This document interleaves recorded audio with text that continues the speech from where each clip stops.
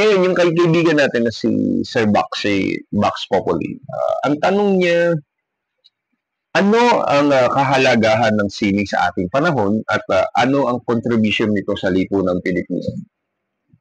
Pasensya na po, medyo lumalalim ng bahagya yung diskusyon. Okay, ano ang kahalagahan ng sining sa ating panahon? Yung sining kasi panahon pa ng primitive communal na lipunan, meron na eh. Diba? Nagdo-drawing na sila sa puno, sa kuweba, sa kawayan. Diba? Panahon ng Industrial Revolution, ganun din. May sining na rin. Diba? Panahon ng modern technology, may sining pa rin. Diba? Meron digital art. Diba? Nagbago yung anyo, nagkaroon ng mga bagong anyo ng sining. Yung classical, naging rock, naging hip-hop, naging rap, di ba? Naging battle pa nga, di ba? So, ibig sabihin, naging evolve. Ngayon, ano ang kahalagahan nito? Ang sining, gaya ng sinasabi natin, ay expression ng tao. Expression ng individual, expression ng artist. So, kung wala ang sining, paano mo ipapahayag ang sarili mo? Kung walang musika, walang tula, walang pinta, walang eskultura, walang arkitektura. Diba? Gusto ko sabihin na ang sining ay kakambal ng paghinga ng tao. So, isipin mo kung walang sining, para ka rin nawala ng hininga. Diba? Ganun kahalaga ang sining sa buong mundo basically, hindi lang sa lipunang Pilipino. Ano ang contribution nito? Okay. Recently, nagkaroon ng malawakang rally noong September 21 sa Mindiola. Well, mula Luneta hanggang Mindiola, meron pa sa EDSA, sa Liwasang Bonifacio. May mga graffiti tayong nakita sa mga pader na nagpapahayag ng kanilang pagtutol sa malawakan at garapalang korupsyon sa pamahalaan. Sa akin, sining yun. Kasi kung nasa jeep ako, nadaanan ko yun. Alam ko na yung message. Kita ko na yung mensahe ng graffiti na yun. Diba? So, ang sining ay nagpapahayag ng katotohanan, ng masakit na katotohanan actually.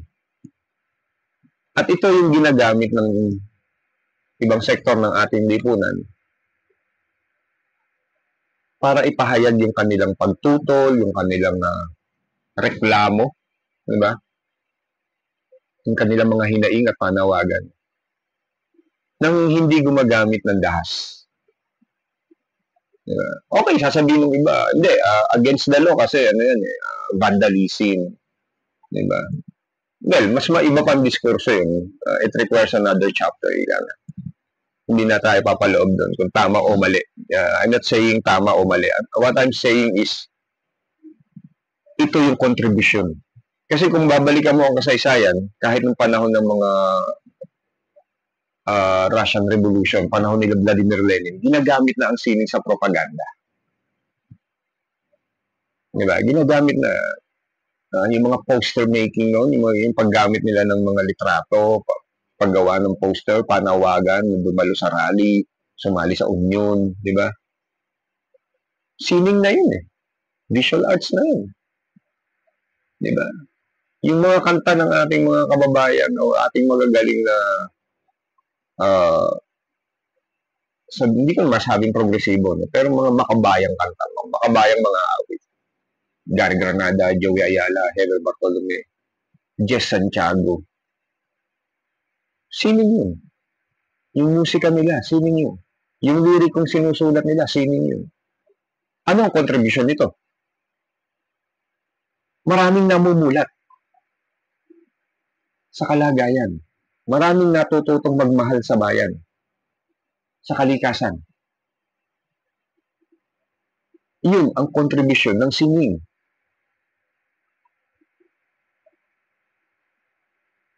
Diba? Namumove mo yung viewer, yung listener, o yung audience mo to feel something. Kung nagalit yung audience, yung viewer, listener mo, dun sa pangit na art mo, na pangit, pero nagalit siya dahil nakita niya yung mensahe. Pare, sasabihin ko sa'yo, successful ka ron.